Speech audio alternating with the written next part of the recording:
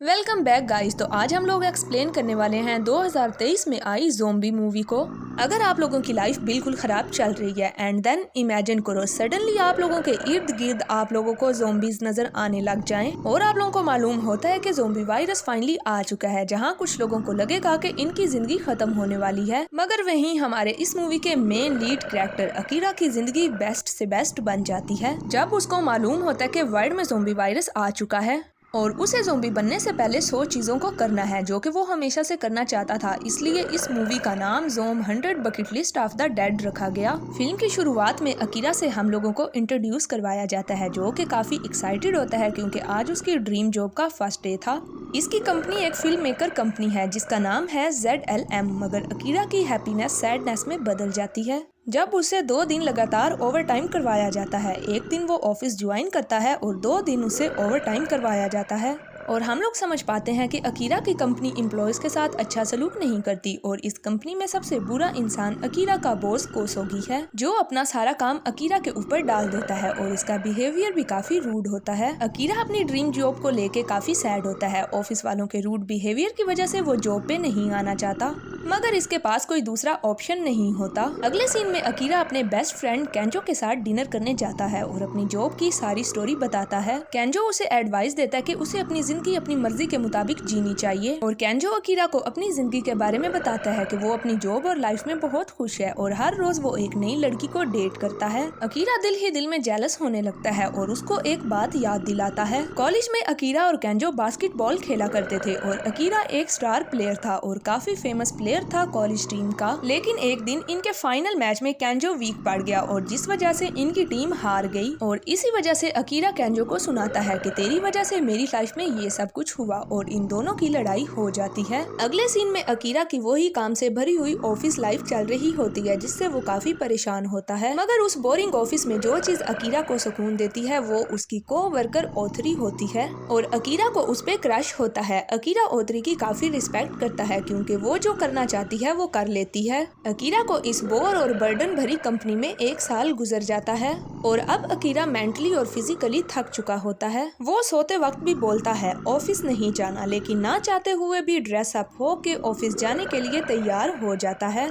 Office जाते वक्त Akira देखता है कि उसका नेबर किसी और आदमी पे अटैक करके उसको खा रहा होता है। अकीरा समझ नहीं पाता ये क्या हो रहा है। जब वो अकीरा को देखता है तो वो इंसान किसी और रूप में होता है यानी कि ज़ोंबी और वो अकीरा पे भी अटैक करने की कोशिश करता है लेकिन अकीरा भागता है और वो एक नहीं होते, ये लोग गिनती से 22 होते हैं और वो सब अकीरा के पीछे लग जाते हैं उसको खाने के लिए और वो अपनी जान बचा के टेरेस पे पहुंच जाता है और अब अकीरा के चारों तरफ सिर्फ और सिर्फ ज़ोंबीज ही होते हैं और देन उसे रियलाइज होता है कि फाइनली ज़ोंबीज आ चुके हैं। इसका मतलब है कि अब उसे नहीं जाना पड़ेगा जॉब पे, अब उसे काम करने की कोई ज़रूरत नहीं है और अब वो आज़ाद है उस बर्डन वाली ज़िंदगी से। और फिर वो ओथरी के बारे में सोचता है कि वो कैसी होगी और उसे टेक्स्ट करता है। ओथरी रिप्लाई में लोकेशन दे के वहाँ आने का बोलती है। अकीरा टेरेस से उतरते वक्त एक कपल से मिलता है और वो औरत प्रेग्नेंट होती है और इनके पास खाने के लिए कुछ नहीं होता। अकीरा इनसे बोलता है कि वापस आते वक्त वो इनके लिए जरूर कुछ खाने को लाएगा और वो ओथरी की दी हुई लोकेशन पे पहुंच जाता है। कमरे की हालत काफी खराब होती है। अकीरा कमरे में जाता है तो ओथरी उसे काफी डरी हुई मिलती है और वो कहती है कि इधर कोई और भी है और वो इनकी कंपनी का डायरेक्टर होता है जो कि ज़ोंबी वायरस से इन्फेक्टेड हो चुका होता है और ओथरी रिवील करती है कि उसका और डायरेक्टर का काफी टाइम से अफेयर चल रहा था। डायरेक्टर के अटैक से बचते वक्त ओथरी भी इन्फेक्टेड हो जाती है। अकीरा अपने आप को अटैक से सेव तो कर लेता है लेकिन काफी दुखी हो जाता है और ओथरी जो कि अब ज़ोंबी थी उससे अपने प्यार का इजहार करके वहां से चला जाता है। अकीरा उस कपल के लिए खाना लेके वापस आता है लेकिन जब वो फ्लैट में देखता है तो वहाँ पे वो कपल मौजूद नहीं होता और हो सकता है कि उस कपल पे अटैक हो चुका हो, अब वहाँ पे कोई नहीं होता। फिर अकीरा बैठ के अपनी जिंदगी के बारे में सोच विचार करता है कि उसे कैसी जिंदगी चाहिए और अब उसे क्या करना चाहिए इन हालात में, जिसके बाद वो डिसाइड करता है अब वो सिर्फ वही काम करेगा जो वो खुद करना चाहता है। अब वो अपनी जिंदगी अपनी मर्जी से जिएगा। वो लिस्ट बनाता है उन कामों की जो वो करना चाहता है ज़ोंबीज के अटैक से पहले, जैसे अपना रूम क्लीन करना, शॉपिंग करना, रोड ट्रिप करना, बेस्ट फ्रेंड को सॉरी बोलना। ऐसे ही वो 10 कामों की लिस्ट बनाता है और एक एक करके इन सभी कामों को वो कंप्लीट करता है। अपनी फेवरेट डिश बनाने के लिए वो एक स्टोर से सामान लेके आता है और अपने फ्लैट की छत पे ही वो बारबेक्यू पार्टी करता है, मगर उसका केचप और सॉस खत्म हो जाती है, जिसकी वजह से वो वापस से मार्केट जाता है। वो शॉपिंग कर रहा होता है मगर कोई लड़की आके उस पे यकदम से अटैक कर देती है और इस लड़की का नाम सुजुका होता है। अभी ये लोग बात कर ही रहे होते हैं, स्टोर के बाहर कोई हेल्प के लिए चिल्लाता है। अकीरा उसकी हेल्प के लिए भागता है और सुजुका एक गाना चला देती है, जिससे ज़ॉम्बीज़ उस साउंड के पीछे भागने लग जाते हैं और ये दोनों मिलके उस आदमी को बचा लेते हैं और अकीरा रियलाइज करता है कि ज़ॉम्बीज़ साउंड की तरफ ही अट्रैक्ट होते हैं। अकीरा उस लड़की से बात करने की कोशिश करता है बट वो काफी मूडी होती है और वो कहती है कि ऐसी सिचुएशन में वो अपने आप को महफूज रखना चाहती है, मगर तुम्हारे जैसे लोग अपनी जान को रिस्क में डाल देते हैं अनजान लोगों की जान बचाने के लिए। अकीरा वापस घर आ जाता है और वो अब केंजो के बारे में सोचता है कि वो कैसा होगा, जिस वजह से वो उसे कॉल लगाता है और देन हम लोगों को मालूम होता है कि केंजो काफी टाइम से एक होटल में छुपा हुआ है और वो बच नहीं पाएगा, मगर अकीरा कहता है मैं तुझे जरूर बचाने आऊंगा। केंजो उसे ऐसा करने से रोकता है मगर अकीरा अपने कॉलेज के दिनों का बास्केटबॉल का यूनिफॉर्म पहन के निकल जाता है। होटल के बाहर अकीरा एक साउंड प्ले करके सारे ज़ॉम्बीज़ को डिस्ट्रैक्ट कर देता है और अपने दोस्त को जाकर बचा लेता है। ये दोनों एक होटल में खाना खाते हैं और अकीरा केंजो से माफी मांगता है और ये दोनों फिर से साथ रहने लगते हैं। केंजो देखता है अकीरा की लिस्ट जो सब कुछ वो करना चाहता है और केंजो फिर से अकीरा से पूछता है कि वो और क्या करना चाहता है। अकीरा कहता है कि वो एक सुपर हीरो बन के दूसरे लोगों की जान बचाना चाहता है, मगर केंजो अकीरा से कहता है उसके पास सुपरमैन और स्पाइडरमैन जैसी तो कोई पावर नहीं है और टोक्यो में हर तरफ ज़ॉम्बीज़ हैं, तो ये सब कुछ कैसे होगा। फिर अकीरा केंजो को टोक्यो में एक एक्वेरियम के बारे में बताता है जिसके अंदर एक स्पेशल सूट है जो कि डीप सी डाइवर्स के लिए बनाया गया है और वो सूट मेटल का बना है। उस सूट पे कोई शार्क भी अटैक नहीं कर पाती और ना ही कोई ज़ॉम्बी उस पे अटैक कर पाएगी। अगले दिन कुछ खाने पीने का सामान इकट्ठा करके एक्वेरियम जाने के लिए ये लोग निकलते हैं।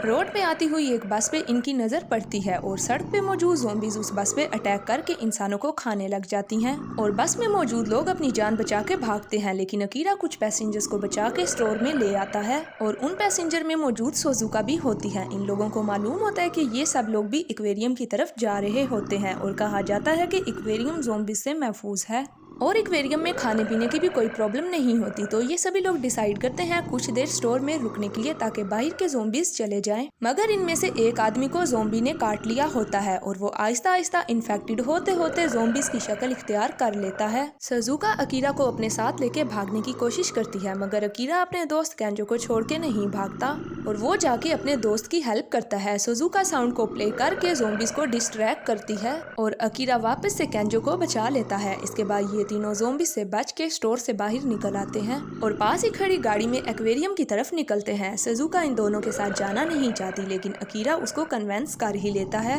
अकीरा अपने सुपर हीरो की स्टोरी सुजुका को बताता है कि वो लोगों को बचाना चाहता है, लेकिन उसको ये सब कुछ फजूल लग रहा होता है क्योंकि वो खुद को महफूज करना चाहती है। ये लोग इस एक्वेरियम जर्नी में काफी अच्छे दोस्त बन जाते हैं और साथ ही साथ अकीरा अपनी लिस्ट वाले काम भी करता है और ये दोनों अकीरा के साथ वो सब काम करते हैं जो उसकी लिस्ट में शामिल थे और ये लोग काफी दिनों के बाद एक्वेरियम पहुंच जाते हैं और ये देखते हैं कि एक्वेरियम में काफी ज्यादा लोग मौजूद हैं और वो मजदूरों की तरह काम कर रहे हैं और इन लोगों में वो कपल भी मौजूद है जिसको बचाने के लिए अकीरा खाना लेने गया था। इन लोगों को कुछ समझ नहीं आ रही होती कि यहाँ पे क्या चल रहा है, लेकिन तभी वहाँ पे अकीरा का बॉस आ जाता है कोसोगी और वो अकीरा को बताता है कि जब पहली बार ज़ॉम्बीज़ आउटब्रेक हुआ था तब इनकी टीम एक्वेरियम में शूटिंग कर रही थी, जिसके बाद एक्वेरियम को ही इन लोगों ने अपना सेफ स्पेस बना लिया और यहाँ के लोगों को अपना वर्कर और बहुत से लोगों ने ज़ॉम्बीज़ के अटैक से बचने के लिए इसको ज्वाइन कर लिया और ये सब मिलके इस जगह को प्रोटेक्ट करते हैं, खाना बनाते हैं, खाना लाते हैं। और कोसोगी काफी सेल्फिश बॉस था, इसने इवन ज़ॉम्बीज़ को भी नहीं छोड़ा था, इसने इन्हें भी वर्कफोर्स का पार्ट बना लिया था जो कि बाहर से आने वाले चोरों पे अटैक करके एक्वेरियम को महफूज रखते हैं। कोसोगी ने अकीरा के दोस्तों को भी काम पे लगा लिया और वो अकीरा को भी वापस से काम पे लगने को कहता है, लेकिन उसे तो अपनी विशेष पूरी करनी होती हैं। मगर अकीरा अब किसी के लिए काम नहीं करना चाहता, लेकिन अकीरा का बॉस उसको समझाता है कि तुम काफी कमजोर हो और बाहर ज़ॉम्बीज़ की दुनिया में तुम सरवाइव नहीं कर पाओगे और सेफ्टी के लिए तुम्हें इस एक्वेरियम में रहना पड़ेगा। अकीरा मान जाता है और वापस उसी हेलिश वर्क एनवायरनमेंट में आ जाता है। अकीरा का बॉस और उसके चमचे खुद अच्छा खाना खाते हैं और इनसे नौकरों की तरह काम काम करवाया जाता है और अच्छा खाना भी नहीं दिया जाता, जिस वजह से सोजुका और केंजो भागने का प्लान बनाते हैं और अकीरा को भी साथ चलने का बोलते हैं, मगर अकीरा अपने दोस्तों को खतरे में नहीं डालना चाहता। इवन उसको मिसट्रीट किया जा रहा था, लेकिन वो ये सब कुछ अपने दोस्तों को महफूज रखने के लिए कर रहा था।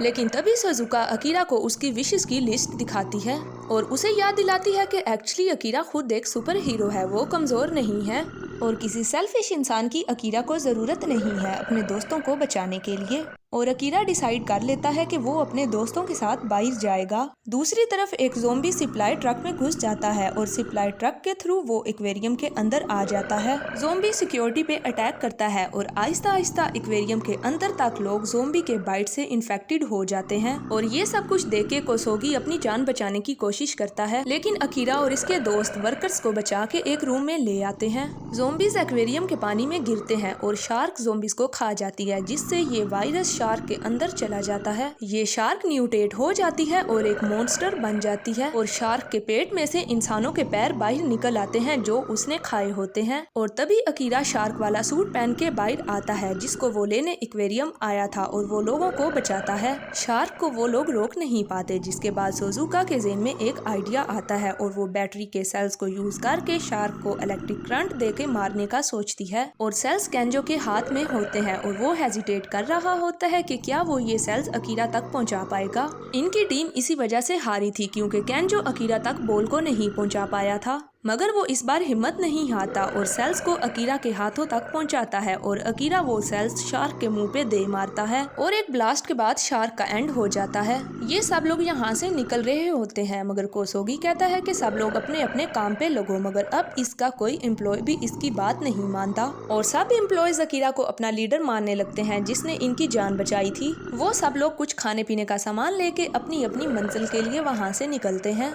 और अब अकीरा के दोस्त उसकी ड्रीम लिस्ट में अपने अपने ड्रीम्स भी लिख देते हैं जो उन्होंने मिलके पूरे करने हैं। और इसी के साथ ये तीनों अपनी ड्रीम जर्नी के लिए निकल जाते हैं और ये मूवी यहीं पे होती है एंड। और आप लोगों ने मुझे कमेंट करके ये बताना कि ज़ोंबीज की दुनिया आप लोगों को कैसी लगी, और अगर मेरी एक्सप्लेनेशन आप लोगों को अच्छी लगी है तो मेरे चैनल को कर दे सब्सक्राइब और वीडियो को कर दे लाइक। शुक्रिया।